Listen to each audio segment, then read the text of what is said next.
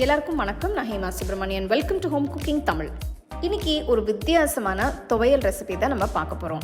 அதுவும் பீர்க்கங்காய் வச்சு நம்ம செய்ய போகிறோம். ஸோ வாங்க இந்த பீர்க்கங்காய் துவையலை எப்படி செய்யறதுன்னு பார்க்கலாம். பீர்க்கங்காய் தொகையல் பண்ணுறதுக்கு நான் இன்னைக்கு ஃப்ரெஷ்ஷாக 2 பீர்க்கங்காய் எடுத்திருக்கேன். ஃபஸ்ட்டு இதை தோலை சீவி எடுத்துக்கோங்க.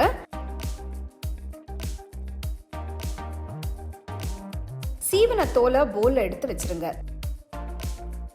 நெக்ஸ்ட் பீர்க்கங்காயை சின்ன சின்ன பீசஸாக கட் பண்ணிக்கலாம். பீர்க்கங்காய் கொஞ்சம் பிஞ்சாக இருக்கிறதுனால கொஞ்சம் பெரிய பீசஸாக கட் பண்ணியிருக்கேன். நம்ம தோலை கூட யூஸ் பண்ண போகிறோம். ஸோ இதையும் நம்ம கட் பண்ணிக்கலாம். அப்போ வதக்கிறதுக்கு ஈஸியாக இருக்கும்.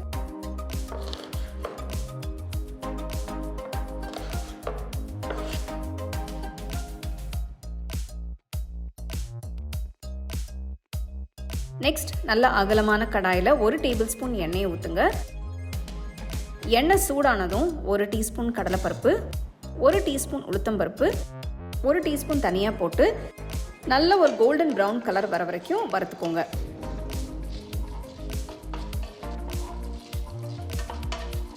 பாருங்க, கலர் நல்லா மாறி இருக்கு. இப்போ கட் பண்ண பீர்க்கங்காவை ஆட் பண்ணுறேன். அடுப்பை லோ ஃப்ளேம்லேயே வச்சுட்டு கலந்து விடுங்க. நெக்ஸ்ட் கட் பண்ண தோலை சேர்த்துக்கோங்க. தோல் கொஞ்சம் முத்தினா மாதிரி இருந்ததுன்னா சேர்க்காதீங்க, டேஸ்ட் நல்லா இருக்காது. நான் பிஞ்சு பீர்க்கங்காய்னால நான் தோல் ஃபுல்லாக ஆட் பண்ணுறேன். 5 நிமிஷத்துக்கு அப்புறம் ஒரு சின்ன சைஸ் தக்காளி நறுக்குனது போடுங்க. நெக்ஸ்ட் 4 பச்சை மிளகாய், 5 பல்லு பூண்டு, 1.5 டீஸ்பூன் கல்லுப்பு போடுங்க. கொஞ்சமாக புளி சேர்க்குறேன். சின்ன சின்ன பீசஸாக சேர்த்துக்கோங்க, அப்போ சீக்கிரமாக வதங்கிடும். ஒரு 10 நிமிஷத்துக்கு வதக்குங்க. பார்த்தீங்கன்னா தண்ணி எதுவும் சேர்க்கலை, பீர்க்கங்காயிலேயே தண்ணி இருக்கும். அதுவே நம்மளுக்கு காய வேகிறதுக்கு போதும். இப்போ கடாயை மூடி லோ ஃப்ளேமில் ஒரு 15 நிமிஷத்துக்கு வேக விடுங்க.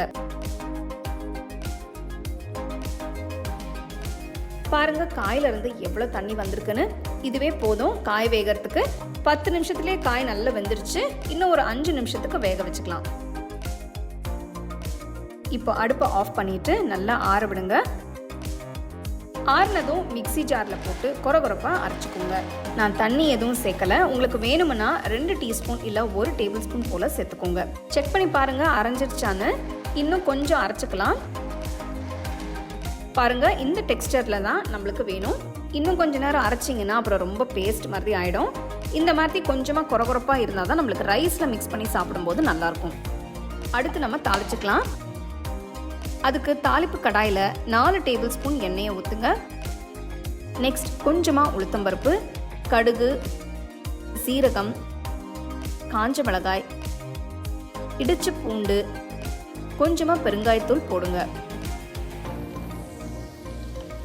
அடுப்பை ஆஃப் பண்ணிட்டு கருவேப்பிலையை போடுங்க. இப்போ இந்த தொகையலை ஆட் பண்ணிடலாம். பீர்க்கங்காய் துவையல் ரெடி ஆயிடுச்சு. நல்லா மிக்ஸ் பண்ணிவிட்டு இதை நீங்கள் சூடான சாதத்தில் இல்லைனா இட்லி, தோசை, சப்பாத்தி கூட சாப்பிட்லாம். ரொம்பவே டேஸ்டியாக இருக்கும். நான் நல்ல சூடான சாதத்து மேலே கொஞ்சமாக நெய் ஊற்றி சர்வ் பண்ணுறேன். இதை நீங்கள் 2 நாள் வரைக்கும் ஃப்ரிட்ஜில் வச்சு சாப்பிட்லாம். ரொம்ப நல்லாயிருக்கும்.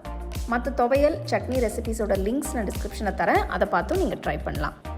உங்களுக்கு இந்த ரெசிபி பிடிச்சிருந்தா லைக் பண்ணி, ஷேர் பண்ணி, ஹோம் குக்கிங் தமிழ் சேனலுக்கு சப்ஸ்கிரைப் பண்ணுங்கள். மறக்காமல் பெல் ஐக்கானை கிளிக் பண்ணுங்கள்.